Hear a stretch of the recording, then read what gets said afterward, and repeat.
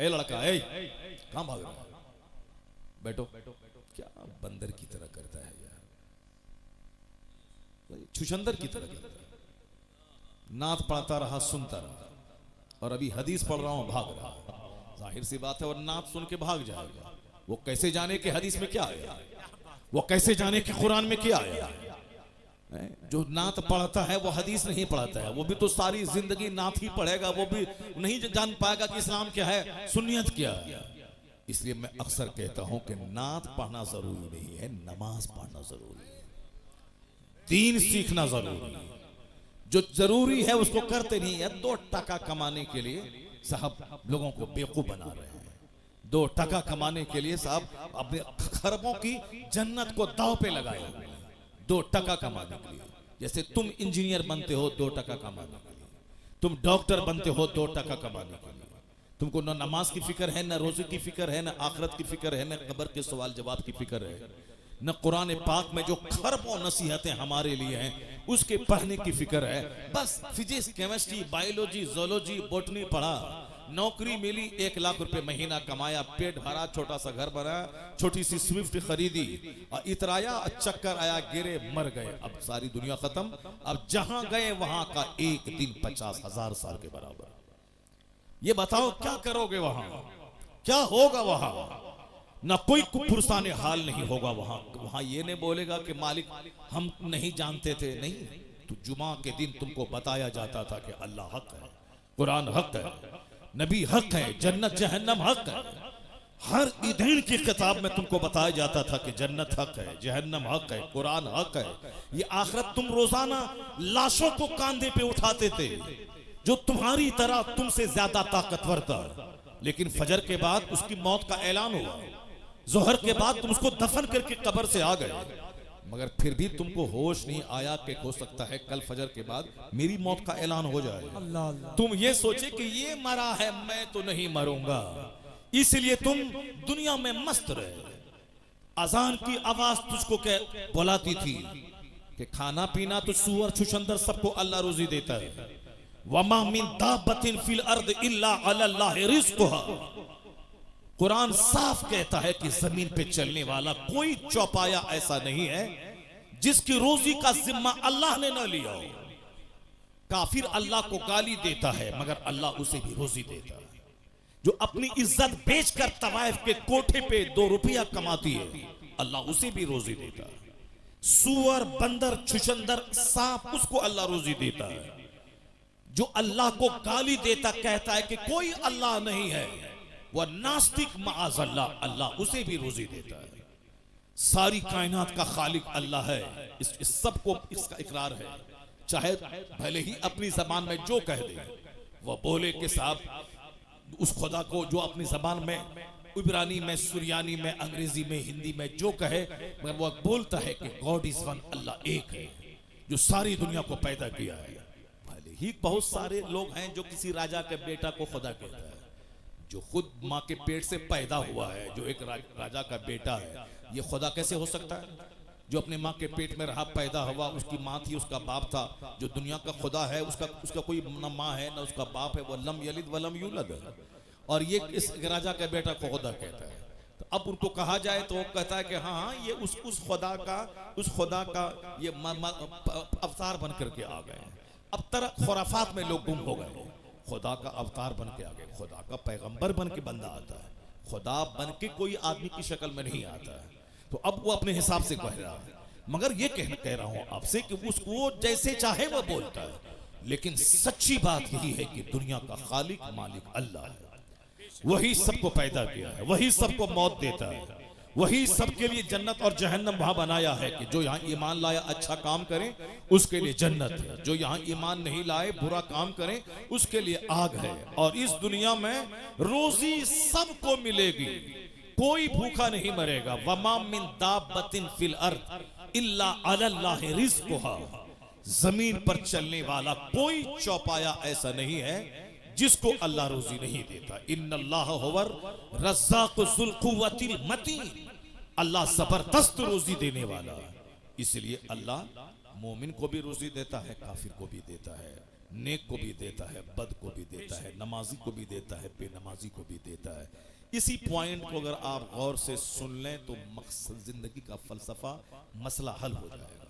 क्योंकि गौर से सुनते ही नहीं, आप बोलते कि मौलाना साहब तकरीर अपने हिसाब से करते हैं, जो वो रट के आते हैं, बोल के आते हैं, अपना मजमून सुना दिया, अपना काम किया, चला गया।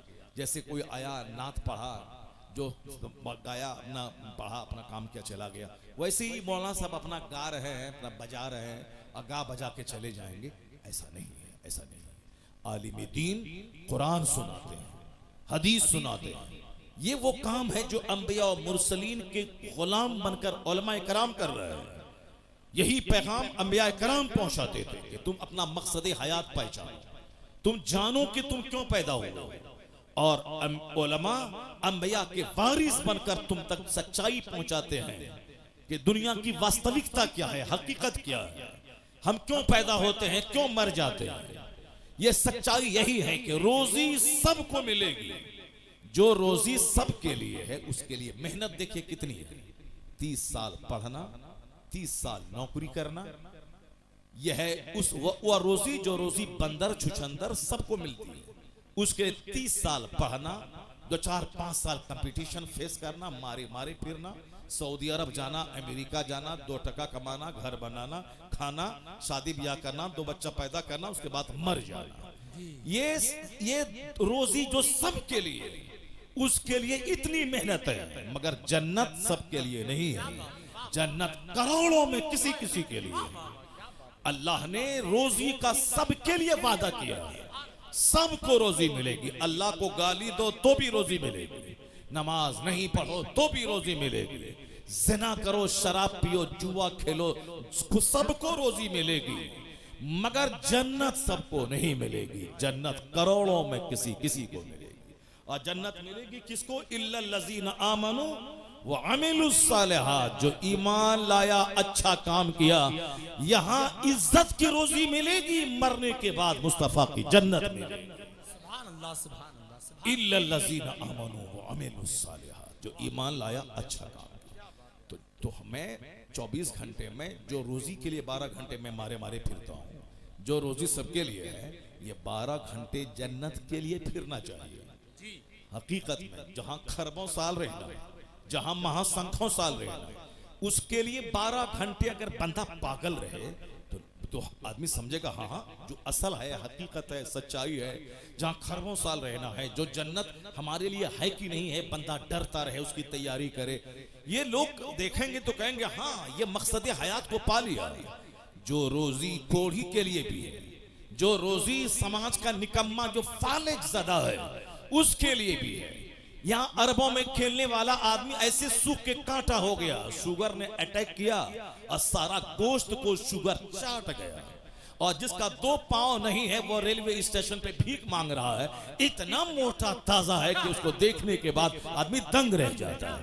पांव दोनों नहीं है, फालिज ज़दा, लेकिन मोटा ताजा है साहब। बॉडी से जैसे चर्बी फट जाएगी।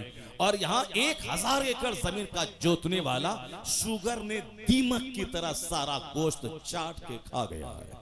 इसका मतलब है अगर मेहनत से बंदा खाता, ये अरबपति को खूब ज्यादा मोटा रहना चाहिए। और वह बेचारा फालिज ज़दा भिखारी जिसको कमाता नहीं है, उसको कम रोजी मिलती है, उसका बदन सूख जाना चाहिए।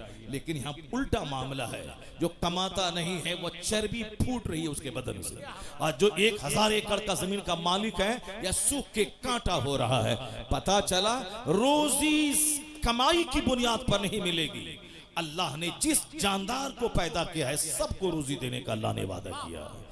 बंदर, चुचंदर, सुअर, हाथी, गाय, भैंस, बैल, सबको, सुअर जैसा खतरनाक जानवर जो बिल्कुल नजीस से ऐन है, वो अंग अंग उसका नापाक है, लेकिन वह सुअर भी खाता है। कुत्ता, जिसको कुत्ता कह करके लोग उद्धृत करते हैं, ये कुत्ता है, वो कुत्ता को भी रोजी मिलती है। मछली, जो व्हील मछली, जो रोजाना की खुराक उसकी मनों में है, वो समंदर में छोटी छोटी मछलियां अल्लाह ने इतनी पैदा कर दी ताकि बड़ी मछली छोटी मछली को खा के जिंदा रहे। सांप नाबीना, जो दरख्त की सबसे ऊंची टहनी में लिपटा हुआ रहता है, अल्लाह परिंदों के जरिए उसके मुंह में रोजी डाल देता है। रोजी सबके लिए, जन्नत सबके लिए नहीं है। तो अक्लमंद है वो जो रोजी के लिए कम मेहनत करे, जन्नत के लिए ज्यादा मेहनत करे। और बेवकूफ है वो जो जन्नत की फिक्र ही ना करे और दुनिया की रोजी के लिए मारा मारा फिरता रहे। और ये मेरी बोली नहीं है, ये बोली मुस्तफा की है। आका फरमाते हैं हदीस में, या अल कैजसु मन दाना नफ्स वो अमील लिमा बादल मौत वल आजिजो मन अतबा नफ्सहु हवाहा सुम्मा व तमन्ना अल्लाह। मुस्तफा कहते हैं दवाई सीजवन, अक्लमंद है वो जो अपने नफ्स को दबाता रहे, नफ्स को कुचलता रहे और मरने के बाद की तैयारी करता रहे। वो अमीला लिमा बादल मौत, मरने के बाद जो एक अपार दुनिया है, जो एंडलेस दुनिया है, जिस वक्त आज का कोई खात्मा ही नहीं है, उस दुनिया की तैयारी करता रहे। इस दुनिया में ऐसे रहे जैसे कोई मुसाफिर रहता है, दुनिया में ऐसे रहे जैसे कोई एक मुसाफिर रहता है, अजनबी रहता है। Live in this world as if you are a stranger or a traveller, कुन फिद दुनिया कअन्नका गरीबुन और आबिरु सबील। दुनिया में ऐसे रहो जैसे एक मुसाफिर रहता है, मुसाफिर रहता है। और हुजूर फरमाते हैं वल आजिजो मन अतबा नफ्सहु हवाहा व तमन्ना अल्लाह। हमारे और आपके जैसे 90% आदमी जैसे जीते हैं, उसी के बारे में हुजूर ने इस हदीस में कहा। सरकार क्या फरमाते हैं, वल आजिज़ो, बेवकूफ है वो, अहमक है वो कौन, मन अतबा नफ्सहु हवाहा, जो ख्वाहिशात नफ्स की पैरवी करे, जो अपने नफ्स की ख्वाहिशात, ये खाओ ठीक है, ये चाउमीन खाओ, बर्गर खाओ, ताड़ी पियो, शराब पियो, रात भर मोबाइल चलाओ, ये खाओ वो खाओ, जो खाओ सब खाओ, नमाज साहब शराब पियो, सूद खाओ, जुआ खेलो, मस्ती करो, अपनी खूबसूरत बीवी को छोड़कर किसी साहब दलित की किसी काली कलोटी साहब डाइन औरत के पीछे पागल हो जाओ, अपनी खूबसूरत बीवी को छोड़ करके ज़िना के लिए सब साहब मुसहरों और गरीबों के मोहल्ले में जाके उनकी बहू बेटी को सुनते रहो। बड़े बड़े अरबपति खूबसूरत बीवी को छोड़ के मजदूरी करने वाली, खेत में जो नापाक रहने वाली, काली कलोटी गंदा रहने वाली, उस औरतों के पीछे पागल रहता है और घर में अपनी खूबसूरत हूर जैसी बीवी से लड़ाई करता है, उसको गाली देता है, मारता है, उसको बाप के घर भेज देता है। और हमेशा नापाक रहने वाली फोंडी और साहब जिद्दी और काली कलोटी भूतनी चोड़ेल के पीछे पागल रहता है। बेशुमार लोगों की कहानियां समाज के अंदर मौजूद हैं। क्या क्या कहा, ये नफ्स की पैरवी करे, वह तमन्ना अल्लाह, और उम्मीद लगा के बैठे कि अल्लाह जन्नत दे देगा। वह तमन्ना अल्लाह, और उम्मीद लगा के बैठे कि अल्लाह जन्नत दे देगा। यह हदीस पाक अगर दिल से पढ़ोगे तो सीना फट जाएगा, अगर दिल से पढ़ोगे तो सीना फट जाएगा। ये लड़का एक तमाचा मारेंगे, चेहरा लाल कर देंगे, बदतमीज कहेगा। बाप तो नाच सुन के भाग गया, तुम क्यों बैठा हुआ है, भागो घर में। जिसको तकरीर सुनना था तो वह भाग गया नाच सुनने के लिए, नाच सुनने के लिए आया था, कव्वाली सुनने के लिए आया था, भाग गया। अब हदीस कौन सुनेगा, ये बंदर जो हंस रहा, बताइए, ये सामने हंस रहा, ये हंसने वाला बच्चा बैठा हुआ। अब बाप इसका नाच सुन के भाग गया। अब सुबह उठेगा, कल कोदाल पसनी लेगा और कमाने के लिए दिन भर चला जाएगा, दिन भर मारे मारे फिरेगा, और 2 रुपया कमाएगा, बोलेगा हमसे बड़ा कोई नहीं। एक छोटा सा घर बना लेगा, बोलेगा हमसे बड़ा कोई नहीं। एक छोटी सी स्वीट खरीद लेगा, बोलेगा हमसे बड़ा कोई नहीं। लता मंगेशकर के पास करोड़ों की कार थी, खरबों का बंगला उसका बंबई में मौजूद है, लेकिन वह बोली थी मन नहीं लगता है दिल दुनिया में। I like to leave this world, मैं इस दुनिया को छोड़ना चाहती हूँ। द टाइम्स ऑफ इंडिया अखबार में उसकी इंटरव्यू छपा था उसका, और उसमें वह बोलती है, वो बोलती कितना गाने सुनूं, कितने अपने घर के सरो सामान को देखूं, सजाऊं, उलट पुलट करूं, ये फूल का गमला उधर, उसका गमला इधर, दिन भर क्या करूं, पैसों की कोई नहीं तो है नहीं, करोड़ों के जेवर, कभी अमेरिका, कभी यूरोप, कभी नॉर्वे, कभी फ्रांस, कभी जर्मनी, कभी कनाडा, कभी थाईलैंड की राजधानी बैंकॉक, कभी मलेशिया, कभी इंडोनेशिया, कहाँ नहीं घूमी वो औरत। बुलबुले हिंद कहलाती थी, लेकिन वो बोली कि जिंदगी में अब मजा नहीं है, मैं मरना चाहती हूँ। चार्ली चैपलिन, जिंदगी में मजा नहीं है, अब मैं रोना चाहता हूँ। और तुम स्विफ्ट, गुटखा और सिगरेट और छोटा सा बगैर प्लास्टर के घर लेकर के तुम मजा लेना चाहते हो। कैसे मजा मिलेगा? वहां खरबों में खेलने वाला तो मरना चाहता है, वहां खरबों में खेलने वाली मरना चाहती है। तो अब तुम्हारा अकीदा रोशन हो रहा है, तुम्हारे कुरान का पैगाम सर चढ़ के बोल रहा है। क्या बोल रहा है कि दुनिया ने तो सोचा था फैक्ट्री डालूंगा मजा मिल जाएगा, बंबई में घर बनाऊंगा मजा मिल जाएगा, लंदन घूमूंगा मजा मिल जाएगा। अरे अल्लाह ने मजा लंदन घूमने में रखा ही नहीं, न सोफा में, न गद्दा में, न इनोवा में, न फॉर्च्यूनर में, न जागवार कंपनी की 10 करोड़ की कार में, न बंबई के 100 मंजिला मकान में, न बुर्ज खलीफा दुबई में, न अमेरिका के साथ व्हाइट हाउस में। तो सुकून है कहां? इंजीनियर जहर खा के मर रहा है, वो डॉक्टर कलकत्ता का देखा, अब वो जेल में सड़ेगा, फांसी की सजा उसको होगी। अरबों में खेलने वाला, मगर वही ख्वाहिशात की गुलामी ने तबाह किया। पता ये चला कि सुकून न डॉक्टर बनने में है, न इंजीनियर बनने में है, न अमेरिका घूमने में है, न मकान बनाने में है, न 50 कपड़ा डेली चेंज करने में है। तो सुकून है कहां?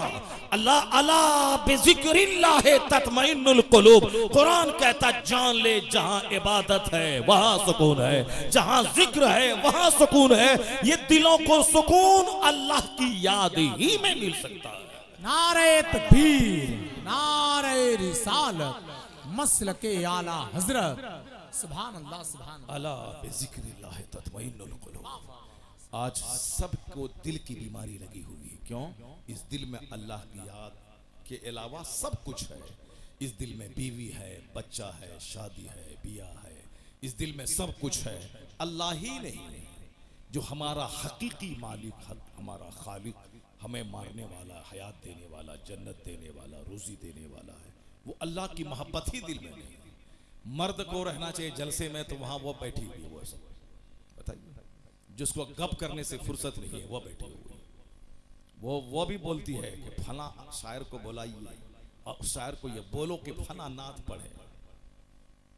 एक औरत आप लोगों से बोली, मौलाना साहब आ रहे हैं, इनकी तकरीर हम सुनते हैं नेट में, और उनको बोलिए कि वो हदीस पाक पढ़े जो वहां पढ़े थे। किसी को बोला? नहीं बोला, लेकिन वो उसमें से बहुत सारी हैं जो आपको बोली होगी। बोले कि मैं हुजूर आपको देखना चाहता हूँ, ये कलाम पढ़वाइएगा। ये उनको बोलना, हुजूर मैं आपको देखना चाहता हूँ, हुजूर मैं मदीना जाना चाहता हूँ, हुजूर ये उसको बोलिएगा कि वो जो है फला शेर पढ़े, फला नात पढ़े। बताइए, हदीस के बारे में कोई सवाल नहीं, कुरान शरीफ की आयतों के बारे में कोई फरमाइश नहीं है, वो नात के बारे में फरमाइश है। ये नात सुनने वाली तो यहाँ बैठी हुई क्यों है? जाओ घर जाओ, जब तुमको तकरीर ही नहीं सुनना है तो नात सुन करके जाओ घर जाओ। जब बैठी है तो गौर से सुनो, बात क्यों कर रही हो? अपनी तकरीर में मस्त है, अपनी तकरीर में मस्त है, अपने गप करने में लगी हुई है, अपने गप करने में लगी हुई है। गौर से सुनो, तकरीर सुनो, कुरान सुनो, हदीस सुनो। और अगर एक औरत पढ़ लिख ली, गांधी जी ने तो आज कहा था, give me a good mother I will give you good society. तुम मुझे एक अच्छी माँ दे दो, मैं तुझे एक अच्छा समाज दे दूंगा। क्योंकि माँ की गोद में समाज पलता है। गांधी जी ने आज कहा था, मगर मेरे पैगंबर ने 1400 साल पहले कहा था, तलबुल इल्म फरीज़तुन अला कुल्ले मुस्लिमी व मुस्लिमा। हर मुसलमान मर्द और औरत पे इल्म हासिल करना फर्ज है। औरत अगर इल्म हासिल कर ली तो माँ की गोद बच्चों का पहला स्कूल। बाप चाहे जहां रहे, जिस माँ की जबान नफीस होगी उसके बच्चों की जबान भी नफीस होगी। और अगर कोई बच्चा गसीला हो, बच्चा जिद्दी हो, बच्चा बदअखलाक हो, तो समझ लें कि उसमें 50 नहीं 90% हाथ उसकी माँ का होता है। अगर बच्चे की जबान अगर गलत है तो माँ का रोल है। इसको सिर्फ सजने संवरने और साहब शादी ब्याह के दिन नया जेवर का मुतालबा करने से फुर्सत ही नहीं है। इसको क्या बच्चों की तरबियत करेगी? बच्चे कैसे बोले, बच्चे कैसे पढ़े? शहर में एक अच्छी औरत का बच्चा वो कभी नहीं बोलता है कि आसान हो रहा है, वो कभी नहीं बोलेगा कि दाल बहुत पतला है, नहीं बोलेगा, क्योंकि माँ कभी नहीं बोलती है कि अजान हो रहा है। माँ हमेशा कहती है अजान हो रही है। माँ हमेशा बोलती है कि दाल पतली है, रोटी अच्छी है, चावल अच्छा नहीं है। तो अब माँ की बात को बच्चा माँ की गोद से सुन सुनकर अनकॉन्शियस लाशऊर में उसको स्टोर करता है, और जब उसकी जबान पे बोली खुलती है तो वही बोली निकलती है जो माँ से सुन सुन करके यहाँ अनकॉन्शियस में था, वही वहां से निकलते हुए शऊर की जबान पे वही जुमले आ जाते हैं। इसलिए शादी ब्याह में कार मोटर कार देखने वाला अच्छी बीवी का सिलेक्शन करो, दौलत को तलाक दे दो, सिर्फ अच्छी औरत चाहिए जिसकी जबान अच्छी हो, जिसका अखलाक अच्छा हो, जिसका किरदार अच्छा हो, जिसका वेशभूषा अच्छा हो, जो अपनी जिंदगी को 10 मर्दों की गोद में झुलाने वाली ना हो, जो अपने जीवन अपनी जिंदगी की सुरक्षा करने वाली हो, जिनका आंख शौहर की अमानत, जिसकी जबान शौहर की अमानत, जिसका जिस्म शौहर की अमानत, और अपने बच्चों को पालने की खातिर अपनी जिंदगी की हिफाजत करे। अगर दागदार जमीन होगी कभी अच्छी फसल नहीं पैदा होगी, और जो जमीन जरखेज होगी जबरदस्त फसल पैदा करेगी। ये माँ है, माँ का पेट जमीन का काम करता है, बाप उसमें बीज डालता है। अगर बीज नाकारा हो तो भी फसल नाकारा, और जमीन अगर जली हुई सड़ी हुई गंदी और साहब बंजर जमीन हो, उससे कभी कोई अच्छी फसल की उम्मीद नहीं कर सकता है। क्योंकि दुनिया का सारा काम एक सिस्टम से होता है। गौर से सुनना, भले ही बात छिड़ गई है मैं इसको मुकम्मल कर देता हूँ, उसके बाद फिर मैं अपनी तमहीद पे लौट के आता हूँ। उसके बाद अगर मौका मिलता है तो तकरीर करता हूँ, अगर मौका नहीं मिलेगा तो फिर दूसरी बार आएंगे तब तकरीर करेंगे। लेकिन पहले इस टॉपिक को सुन लो जो बात छिड़ गई है। मेरी माँ बहन भी गौर से सुन ले, गौर से सुने मेरी बात, और इसको हवाई बात समझ करके ना बल्कि दिल में जगह दे, उसको अपनी जिंदगी में उतारने की कोशिश करे, और समझ लें कि तकरीर नाचने का नाम नहीं है, तकरीर हाथ नचाने का नाम नहीं है, तकरीर कुर्सी तोड़ने का नाम नहीं है। तकरीर है कुरान हदीस का मीठा पैगाम दिल में उतार देने का, जो आदमी की सोच बदल दे, जो आदमी की आंखों को इस काबिल बना दे कि ये आंख किसी लड़की की मोहब्बत में ना रोए, खालिक के कायनात की मोहब्बत में रोने वाली बन जाए। ये आंख दुनिया की मोहब्बत में ना रोए, मुस्तफा की मोहब्बत में रोने वाली बन जाए। ये जबान गाने के लिए ना हो बल्कि जबान अल्लाह रसूल के जिक्र के लिए वक्फ हो जाए। तकरीर वो है जो हमारे दिल की दुनिया बदल दे, जो हमारी सोच बदल दे, जो हमारे जीने हमारी जिंदगी में यू टर्न ले आए। जा रहा था पूरब की तरफ, सोचता था काबा पहुंच जाऊंगा, लेकिन पूरब जाने वाला कहीं काबा पहुंचता है। तू बकाबा न रसी ए एराबी की रह के मी रबी बतुर्किस्तान अस ए एराबी, तू काबा तक नहीं पहुंच पाएगा, क्योंकि जो रास्ता तुमने चुना है ये रास्ता काबा का नहीं, ये रास्ता तुर्किस्तान का है। हम लोग जिस हाल में जी रहे हैं ये रास्ता खुदा की रहमतों को अपनी तरफ मुतवज्जह करने का रास्ता नहीं है, ये रास्ता है अल्लाह के अजाब को दावत देने का, ये रास्ता है मुस्तफा की नाराजगी के मोल लेने का, ये रास्ता है औलिया और सालिहीन की रूहों के रूठ जाने का, ये रास्ता है अपने घर को तबाह बर्बाद करने का, ये रास्ता है आने वाली नस्लों को मिलिया मेट करने का रास्ता है। रास्ता वही है बमुस्तफा बरसा खेशरा के दीन हमा उस कर बबू न रसीदी तमाम बुलह। डॉक्टर इकबाल ने कहा था अपने आप को नबी के कदमों में डाल दे, वही सारा दीन है, जो वहां तक नहीं पहुंच पाया उसमें और अबू लहब में कोई फर्क नहीं है। मुस्तफा बरसा खेशरा, अपने आप को नबी के कदमों में डाल दे, नबी तक पहुंचा दे, और अपनी जिंदगी का मकसद मुस्तफा की गुलामी बना ले। जब तू मुस्तफा का सच्चा गुलाम बनेगा जन्नत वहां मिलेगी, दुनिया का अल्लाह तुझे इमाम और बादशाह बना देगा। की मोहम्मद से वफा तूने तो हम तेरे हैं, ये जहां चीज है क्या लहो कलम तेरे। जिसको तकरीर सुननी थी वो चला गया, और जिसको हंसना है वो बैठा हुआ है, और ये बैठी हुई है गप करने के लिए बैठी हुई है। चुपचाप खामोशी जबान का ताला, जबान पे खामोशी का ताला लगा ले, और मेरी बात गौर से सुन ले। और तुम अच्छी बनेगी तेरे शौहर भी नेक बन जाएंगे, और तुम अच्छी बनी तेरा बच्चा तो वली और कुतुब पैदा हो जाएगा। तुम घबराती है कि मेरा बेटा मुझको मारता है, मेरा बेटा मुझको मारता है। तेरा बेटा तुझे मारेगा नहीं, तेरा बेटा तेरे पांव को धो के पिएगा। अगर तुम अच्छी मां बन गई तो तेरा बेटा तेरे पांव को चूमेगा, बोलेगा यहां चूमने से जन्नत की खुशबू आती है। अगर तुम बच्चों को बता दे कि मुस्तफा क्या है, मुस्तफा की तालीमात क्या है, और ऐसा नहीं होता कि पीर साहब आए हैं तेल से फुकवा दो, जरा पानी फुकवा दो पीर साहब से, हमारा बेटा अच्छा हो जाएगा। पानी से फूकने से बेटा अच्छा होता है, तेल फूकने से बेटा अच्छा होता है। ऐसा पीर साहब आ गए और साहब एक तावीज दे दिया तो बेटा अच्छा हो जाएगा। जो भरम में जी रहे हो इस भरम को हटा दो। पीर का मतलब होता है खुदा का रास्ता दिखाने वाला, पीर का मतलब है मुस्तफा से जोड़ने वाला, पीर का मतलब है जो इस कदर नमाज पढ़े कि उनका मुरीद उसको देख के नमाजी बन जाए। पीर का मतलब है वो इस तरह अल्लाह से डरे रोए कि उनके सजदे को देखकर मुरीदों के सीने का जंग साफ हो जाए। इसके अलावा कोई दूसरा रास्ता नहीं। अगर पीर गुटखा खोर और 100 सिगरेट डेली पिएगा, मुरीद 200 सिगरेट डेली पिएगा। तुम्हारा पीर बोलता है कि तुम बोलते हो मेरे पीर को गुटखा बहुत पसंद है, सिगरेट पसंद है। तुम्हारे पीर को सिगरेट पसंद है, मेरे पीर को बरेली में किताब पसंद है। 75 साल की उम्र में भी किताब का मुताला नहीं छोड़ा।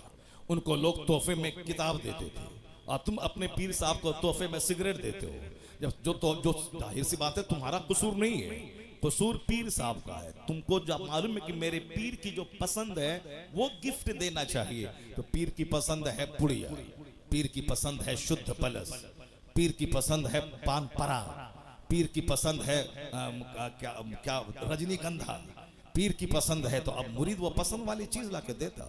और जब मुरीद देखेगा पीर को पसंद है सजदा, पीर को पसंद है तस्बीह, पीर को पसंद है मुसल्ला, पीर को पसंद है किताब, पीर को पसंद है कुरान की तिलावत, तो वो रजनीगंधा नहीं देगा।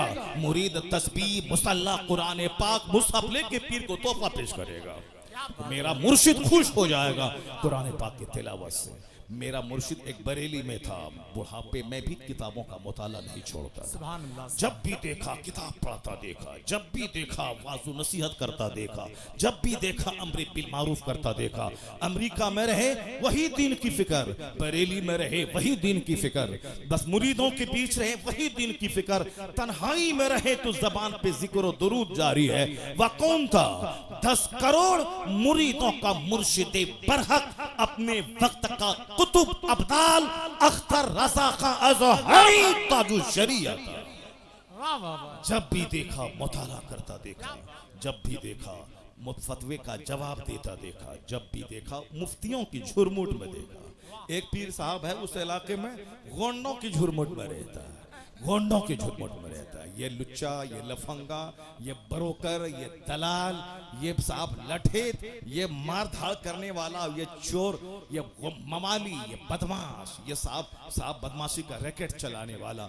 और लोग बताए जरा पीर साहब को आंख मत दिखाना, उनके इर्द गिर्द जो लोग हैं वो सब बड़े पहुंचे हुए लोग हैं, यानी सब जहन्नम पहुंचे हुए, गुंडे, मर्डरर, हत्यारा, कोई जादव, कोई अंसारी, कोई बाहुबली, ये सारे लोग हैं। जाहिर सी बात है जैसा पीर होगा, जिन लोगों की झुरमुट में रहेगा उसका दिल भी वैसा होगा जो मुफ्तियों की झुरमुट में रहेगा, जो आलिमों की झुरमुट में रहेगा, जो वलियों की झुरमुट में रहेगा, जो अख्ताब की झुरमुट में रहेगा, जो खुद कुतुब होगा वो अख्ताब की झुरमुट में रहेगा। हुजूर सदरुल अफाजिल कभी भोंडा मवाली के साथ नहीं रहे, उनका दोस्त सदरुल शरिया था, उनका दोस्त मलिकुल उलमा था, उनके दोस्त उनके साहबजादे जो आलिम थे वो थे, उनके अहबाब का एक बड़ा तबका था, अदीबों का, शायरों का, फकीहों का, मुदब्बिरों का। यही वजह है जो जैसा होता है उसका दोस्त वैसा होता है, और बंदा दोस्त के दीन पर होता है। इसलिए हुजूर ने कहा था 1400 साल पहले, अर्रजुलु अला दीन खलीली फलयंजुर अहदुकुम मय्युखालिल। आदमी अपने दोस्त के दीन पर होता है, तो दोस्ती करने से पहले देख लेना कि तेरा दोस्त कैसा है। अगर दीनदार हुआ तो तुझे दीनदार बना देगा, अगर बेदीन हुआ तो तेरा दीन लूट के खा जाएगा। क्या बात है। अर्रजुलु अला दीन Khalili, a man is on the religion of his friend, so watch to whom you befriend. आदमी अपने दोस्त के दीन पर होता है। वाच देख लो कि तुम किससे दोस्ती कर रहे हो। वो चोर है, चोर बना देगा। बदअकीदा है, बदअकीदा बना देगा। वो ज़िनाकार है, तुझे ज़ानी बना देगा।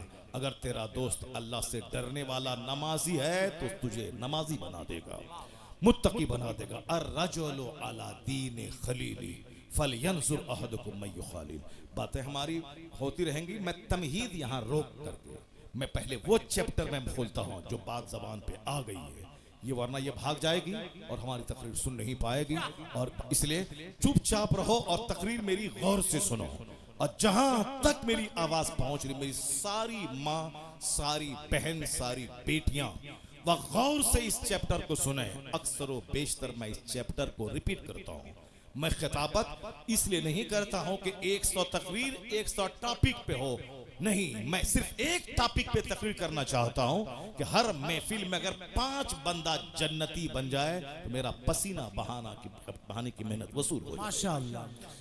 इसीलिए मेरी तमन्ना इस पे रहती। मैं नहीं समझता कि साहब मेरी हर तकरीर में बात जुमले बाज हदीस का रिपीटेशन होता है, उससे कोई बहस नहीं। बार बार बोलने से आदमी के दिल में असर होता है। बार बार बोलने से जब रस्सी कुआं पर बार बार आगे पीछे जाती है तो उस पत्थर में भी निशान पड़ जाता है। इसीलिए मैं बार बार बोलता हूं, जो लोग मुझसे मोहब्बत करते हैं और बार बार मेरी तकरीर सुनेंगे, जरूर शराब की भट्टी से निकलकर मस्जिद की तरफ रुक करके चले जाएंगे, जरूर जाएंगे। बार बार सुने। अपनी कलाकारी दिखाने के लिए खिताब नहीं होता है, बल्कि मुस्तफ़ा के दीन को सिखाने के लिए खिताब होता है, लोगों को मुस्तफ़ा तक पहुंचाने के लिए खिताब होता है। मेरी माँ बहन बेटियां गौर से सुन लेना। तुम्हारे दरवाजे पर आम का पेड़ है, वो आम के पेड़ में 1 लाख तावीज डाल दो। बरेली से, मसूली से, बेलग्राम से, केचौछा से, दिल्ली से, सदरुल फाजिल की खानका से, आप पीलीभीत शरीफ से, जहां जहां की खानका है, सब हर जगह से तावीज लिया हो, डाल दो। और ये सोचो कि इस आम के पेड़ से सेब निकल जाए, नहीं होगा ऐसा। 1 लाख तावीज डाल दोगे, आम का पेड़ सेब नहीं देगा। पता चला कि तावीज से सारा काम नहीं निकलता है। तावीज से काम क्या होता है, सुनो मुझसे। आम का पेड़ है, आम के पेड़ को मैंने बच्चों से बचाया, जानवर से बचाया, वक्त वक्त पे पानी दिया, खाद दिया। अब वो बड़ा मैच्योर हो गया, अब बकरी का खतरा नहीं रहा, अब वो आम फल देने वाला बन गया। तो अब आम का फल खट्टा ना हो जाए, तुर्श ना हो जाए, सड़ा हुआ ना पैदा हो। हजरत से एक तावीज लिया, डाल दिया कि सेब नहीं, आम ही फले मगर मीठा फल जाए, आम ही फले मगर मीठा आम फल जाए।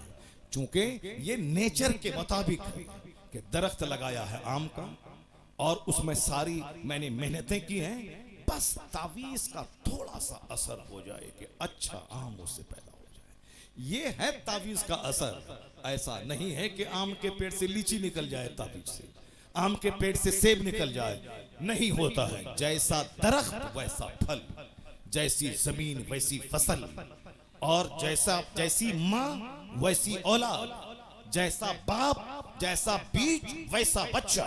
इसलिए माँ बाप के औलाद अगर नाफरमान हो गई तो वह समझ लें कि 100% हमारा कसूर है।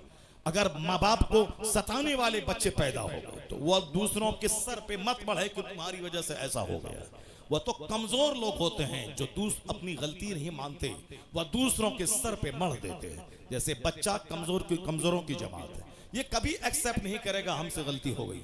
ये हमेशा अपने साथी को बोलेगा इस बच्चे ने ऐसा किया है, तुमने यहाँ पत्थर फेंका, नहीं मैंने नहीं फेंका, इसने फेंका है। ये बच्चों का नेचर है, चूंकि कमजोर है। औरतों का भी नेचर वही है कि वो अगर बीमार पड़ जाए तो वो बोलती है कि शौहर तुम्हारी वजह से मैं बीमार पड़ी हूँ। उसको नज़ला जुकाम भी हो जाए वो हमसे कहती है तुम्हारी वजह से नज़ला हुआ है, वह तुम्हारी वजह से नज़ला हुआ है। उस यानी वो सारा अपना कसूर मानते ही नहीं, वो सारा कसूर शौहर का है। तुम ऐसा खाना क्यों बना, तुम्हारी वजह से हुआ। ये ऐसा काम क्यों खराब हो गया, तुम्हारी वजह से हो गया। अब ये शौहर बेचारा चौड़ा सीना लेके रहता है, चलो इसमें सब समा जाए। तुम्हारी जिद समा जाए, तुम्हारी तकरार समा जाए, सब समा जाए। इसीलिए इसमें सब समा जाता है, सारा काम घर का बना रहता है और घर से बाहर बात नहीं फैलती है। वरना अगर घर से बाहर बात जाने को रहे, शौहर का दिल अगर बड़ा ना रहे तो रोजाना लड़ाई झगड़े की आवाज घर से बाहर जाएगी और साहब मार धाड़ की आवाज घर से बाहर निकलेगी। वो तो शौहर का दिल अल्लाह ने इतना बड़ा बनाया है कि जैसे कोई गंगा नदी हो, उसमें मुरादाबाद का सारा कचरा समा जाता है, उसी तरह इसमें सब समा जाता है। उसकी जीद, उसके तकरार, उसकी लड़ाई, उसका झगड़ा सब समा जाता है इसमें। इतना चौड़ा है। वरना डेली लड़ाई हो और डेली झगड़ा हो और सारे समाज के लोग दीवार में कान लगा के लड़ाई की आवाज सुने, नहीं होता है ऐसा। वो नाकिसुल अक्ल है, उसके पास अक्ल कम है। मगर अल्लाह ने मर्द को ताकतवर बनाया है और हुजूर ने कहा है कि ये टेढ़ी पसली से पैदा हुई है, इसको सीधा करने की कोशिश मत करना। सीधा करना चाहोगे तो टूट जाएगी और टूटना तलाक है, समाज बर्बाद हो जाएगा। उसी हालत में रहने दे, बड़े काम की चीज है। बस उसी हालत में रहने दे, फायदा हासिल कर। यह तेरे घर की निगरानी करती है, तेरे बच्चों की परवरिश करती है, तुम्हारी राहत का सामान पहुंचाती है, तुमको गुनाहों से बचाती है। तू रहे 5 साल परदेश में, तेरे घर की सुरक्षा करती है। बहुत काम की चीज है, काम की चीज है। इसीलिए उसी हालत में रहने दे, फायदा हासिल कर। वरना सीधा करना चाहेगा तो टूट जाएगी, टूटना तलाक है, सारा घर बिगड़ जाएगा। ये मुस्तफा का कानून है कि आज घर आबाद है, सोसाइटी आबाद है, समाज आबाद है। इसलिए कि हुजूर ने जो कहा है उस पर अमल करने की वजह से लड़ाइयां कम हो रही हैं, सब्र की वजह से घर आबाद हो रहा है। जी जी राम। आकाए दो जहां इस्लाम का फरमान है। सरकार ने एक अच्छी लाइफ गुजारने का जो फॉर्मूला दिया, अब जरा गौर से सुन लो। औरतों की तालीम पे इस्लाम ने क्यों जोर दिया है? एक घर को सजाने संवारने में औरतों का कैसा हाथ रहता है, एक बड़ी हदीस में पढ़ता हूँ। क्योंकि ये महीना अकाल इस्लाम की सीरत का भी है। ये महीना माह रबीउल नूर खत्म हो गया, अब रबीउल आखिर अब कल परसों से शुरू होने वाला।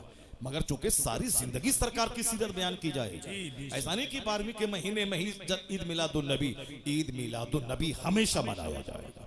कभी सरकार की तालीमात से हम बेनियाज नहीं हो सकते। दुनिया का सारा काम एक सिस्टम से होता है और उसी सिस्टम पर मैं थोड़ी देर बात करता हूं। उसके बाद अगर आप कहेंगे थोड़ी देर और तकरीर कीजिए, तकरीर आपने शुरू नहीं की है तो फिर मैं तकरीर शुरू करूंगा। लेकिन अगर आप बोले कि नहीं अब खत्म कर दिए तो मैं तकरीर खत्म कर दूंगा। मगर मेरा एक पैराग्राफ सुन के जरूर आप जाइए, मेरी माँ बहन भी गौर से सुन लें। वह तकरीर का एक पैराग्राफ यही है कि दुनिया का सारा काम एक सिस्टम से होता है, सिस्टम से हट के नहीं होता है। जज्बात में चलो मारो जो होगा देखा जाएगा, नहीं, हिकमत से, तदबीर से सारा काम होता है। अल्लाह ने आसमान बनाया बगैर खंबे के खड़ा। अल्लाह ने इस जमीन को समंदर पानी पे बनाया। ये जमीन में को करार हो उसके लिए अल्लाह ने पहाड़ का खूंटा बनाया ताकि जमीन हिले नहीं, एक सिस्टम है। अल्लाह ने सूरज बनाया ताकि सारी जमीन रोशन हो। अल्लाह ने रात में सूरज के छुपाने के बाद चांद दिया है ताकि लोगों का वहशत से सीना फट न जाए। ये सारा एक सिस्टम है। अल्लाह ने हमारे ऑक्सीजन के लिए दरख्त को पैदा किया, ये सिस्टम का हिस्सा है। अल्लाह ने हमारे लिए रोटी और चावल दिया है। अल्लाह ने हमारे लिए वेजिटेबल्स पैदा किया है। मगर हमारे जिस्म को गोश्त भी चाहिए, इसीलिए अल्लाह ने परिंदों को पैदा किया है। अल्लाह ने जानवरों को पैदा किया। ये मुर्ग हमारे लिए, ये परिंदे हमारे लिए, ताकि सब्जी ही नहीं तुम्हें गोश्त भी खाना है और गोश्त ही से काम नहीं चलेगा, तुम्हें मछली भी खाना है। इसलिए अल्लाह ने मछली जैसी जबरदस्त मखलूक को समंदर में पैदा किया ताकि कभी मछली खाओ, कभी गोश्त खाओ, कभी सब्जी खाओ, कभी कद्दू खाओ। ये और बात है कि सब्जियों में बाज सब्जियां बहुत ज्यादा फायदामंद है। ये और बात है कि गोश्त में बाज गोश्त बहुत फायदामंद है। ये और बात है कि मछलियों में बाज मछलियां बहुत फायदामंद है। जैसे एक मछली हमारे इलाके में उसको कहा जाता है निरोग मछली, उसको सिंगी मछली बोलते हैं। अब पता नहीं यहाँ क्या बोला जाता है। 700-800 रुपए केजी मछली मिलती है। लोग उसे खरीद के खाते हैं क्योंकि वो मछली में बहुत विटामिन है और बीमार लोग जूद हजम है वो मछली। कद्दू सब्जियों में सबसे सुपीरियर सब्जी है कद्दू बहुत जल्द हजम हो जाने वाले सब्जी और ये सरकार की पसंद भी है। और सर्दी के लिए भी मुफीद है, गर्मी के लिए भी मुफीद है, हर मौसम के लिए मुफीद है। कद्दू जिसको आप लौकी कहते हैं, वह सब्जी बहुत जबरदस्त, उसका कोई जवाब नहीं है। अपने घर में उसको आदतन इस्तेमाल करें, जो सब सस्ती भी है और जबरदस्त भी है। उसके साथ जिसको भी मिक्स कर दें सब में लाजवाब काम करता है वो। जैसे उसमें मछली में डाल दें तो भी सुपीरियर है, गोश्त में डाल दें तो जबरदस्त है, और साहब उसमें चना का दाल डाल दें तो भी जबरदस्त है। यानी ये कद्दू लाजवाब, क्योंकि मुस्तफ़ा की पसंद है, और जो मुस्तफ़ा की पसंद है वो लाजवाब पसंद है। यही वजह है कि आज मैं जिस दिन मेरे घर में कद्दू की लौकी की तरकारी बनती है बहुत खुश होता हूँ। मेरी वाइफ को मालूम है कि हजरत को बहुत पसंद है, तो चना का दाल और कद्दू ये मुझे बचपन से शुरू से बहुत पसंद है, शुरू से पसंद है, और बहुत जबरदस्त है वो मेरे घर में। और फिर वो खीर भी मुझको बहुत पसंद है। यही वजह है कि अभी शुगर 7-8 साल से शुगर हो गए, मगर उसके बावजूद मैं खीर छोड़ता नहीं हूँ, और मेरे घर में खीर बनाई जाती है और मैं खाता हूँ। और अल्हम्दुलिल्लाह शुगर को झूठा साबित कर देता हूँ कि लोग कहते हैं कि शुगर होने के बाद रोजा रखने में परेशानी हो रही, पर 8 साल हो गए एक रोजा नहीं छोड़ा, अल्हम्दुलिल्लाह एक रोजा नहीं, और कोई परेशानी नहीं होती है। और शुगर वाले को कहते हैं कि भाई इसको हर 1 घंटे के बाद खाना चाहिए, डॉक्टर बताते हैं, और उसको कहते हैं कि हमेशा पानी पीना हल्का सूखता रहता है। मगर मैं 2.5 घंटे तकरीर किया हूँ, और अभी भी आज 2 घंटे तकरीर करूंगा मैं, चाहे तुम भाग जाओ, चाहे कोई यहाँ नहीं रहेगा, सब कोई नहीं रहेगा, मैं तकरीर करूंगा 2 घंटा। तो सब लोग भाग जाए, 2 घंटा से कम मैं नहीं बोलूंगा। डेली बोलता हूँ 2 घंटे 2.5 घंटे, मगर जरा बराबर कोई बता दे कि साहब मैं 1 गिलास पानी पिया हूँ, कोई बता दे कि कल मैंने पानी मांगा था। नहीं, वो डॉक्टर झूठ बोलता है कि शुगर वाला हर घंटे पे पानी पीना है, हर घंटे खाना खाना है। नहीं, जो झूठ बोलेगा वो प्यास लगेगी उसको, मगर जो कुरान बोलेगा, जो हदीस बोलेगा, वो बोलता चला जाएगा, रूहानी ताकत मिलती चली जाएगी। मैंने देखा ये आदित्य जोगी ना, ये भाषण देता है पानी पीते हैं, और साहब वो प्रधानमंत्री मोदी जी 15 अगस्त 26 जनवरी को भाषण देते हैं, वो पानी पीते हैं। राहुल गांधी भी पानी पीता है, हमारा बिहार का तेजस्वी यादव भी पानी पीता है, आपके उत्तर प्रदेश का अखिलेश यादव वो भी पानी पीता है, मायावती को तो हमने पानी पीते हुए देखा है। जहां आज से 25 साल पहले एक मस्जिद में मैं रहता था, मैं बोला मायावती आई है, मैं गया चलो देखें क्या भाषण देती है। काशीराम जिंदा थे, वो थे, मायावती आई थी। अब आहिस्ते आहिस्ते बस देख देख के पढ़ना है, उसके बाद देखना है, ऐसे और ऐसे देखना पढ़ना है, और पानी पीना है। तुमने कभी हमको देखा देख करके तकरीर करते हुए? 5 घंटे 3 घंटे 4 घंटे 2 घंटे न देख के बोलना है, बिन देखे बोलना है।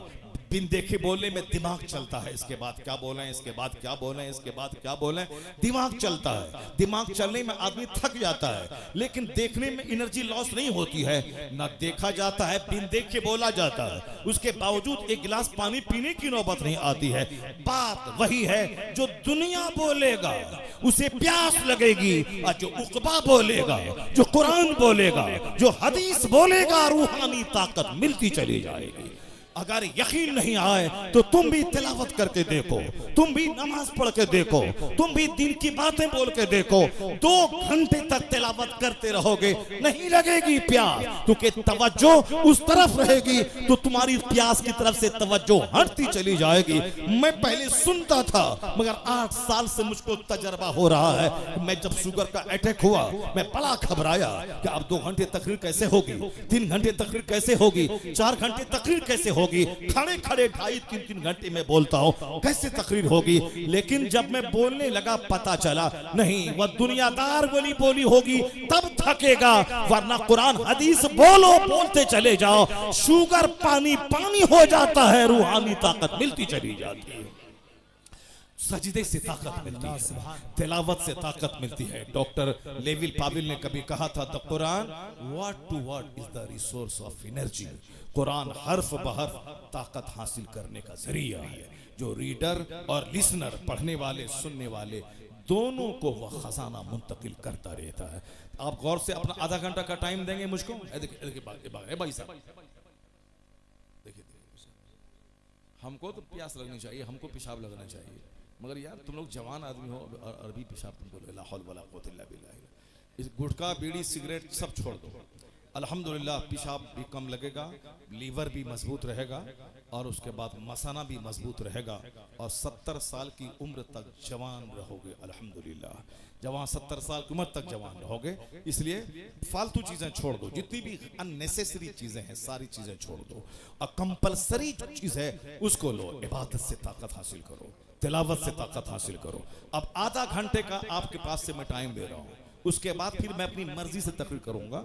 आधा घंटा आपका टाइम चाहिए। इजाजत है आप लोगों की तरफ से? इजाजत है? जरा हाथ उठा के बोलें ला इलाहा इल्लल्लाह और जोर से बोलें सुभान अल्लाह। अस्सलातु वस्सलामु अलैका या रसूल अल्लाह, अस्सलातु वस्सलामु अलैका या हबीब अल्लाह। बात छिड़ गई है चूंकि हमारी माँ बहन बैठी हुई है ये और हमारे नौजवान बच्चे बैठे हुए हैं, इसलिए और ये जरूरी पैराग्राफ है जो आपके सामने मैं बयान कर रहा हूं। इसको आप गौर से सुनेंगे कि दुनिया का सारा काम सिस्टम से होता है। ऐसा नहीं होता है कि मैं चलूं पूरब काबा पहुंच जाऊं, नहीं नहीं। रोजाना सूरज का उगना, रोजाना सूरज का डूबना, हर काम सिस्टम से होता है। अल्लाह चाहे तो 3 महीने में बच्चा पैदा हो जाए, अल्लाह चाहे तो 3 दिन में बच्चा पैदा हो जाए, अल्लाह चाहे तो 1 दिन में बच्चा पैदा हो और खड़ा हो जाए। जैसे बकरी का बच्चा अभी पैदा होता है, पैदा होने के फौरन ही वो चलने लगता है, खड़ा हो जाता है। ये जानवर है, पैदा हुआ और थोड़ी देर के बाद 1-2 घंटे के बाद वो चलने लगता है। तो इंसान अशरफुल मखलूकात है, मगर ये चलता कब है? ये चलता है 9 महीने, 10 महीने, 1 साल के बाद चलता है। जानवर 1 घंटे के बाद चलने लगा। ये इंसान को भी अल्लाह चाहता तो 1 घंटे के बाद चला देता, नहीं। जानवर चूंकि वो जानवर है, जानवर का प्लान छोटा है। जानवर हमारी खिदमत के लिए पैदा हुआ है, वो हमारे लिए पैदा हुआ है, हमारे लिए है। मेरी सवारी का काम आएगा जानवर, वो हमारे खाने के काम आएगा वो जानवर, वो हमारे दूध के काम आएगा वो जानवर, ये हमारे लिए है। और इंसान बड़ा काम करने के लिए पैदा हुआ है, दुनिया को अदल से भरने के लिए, मजलूमों को हक दिलाने के लिए, पढ़ लिख कर समाज में रोशनी फैलाने के लिए, अपने रब्बे करीम की इबादत के लिए, मानवता की सेवा के लिए, गरीबों में अदल करने के लिए, गरीबों को हक दिलाने के लिए, जालिमों का टेना तोड़ने के लिए। जब इतना बड़ा काम है इंसान का, अचानक नहीं, ये ग्रेजुअली, धीरे धीरे या धीरे धीरे बोलेगा। इस्लामिक नातो बयान सुनने के लिए हमारे YouTube channel Hashim cyber world को सब्सक्राइब करें।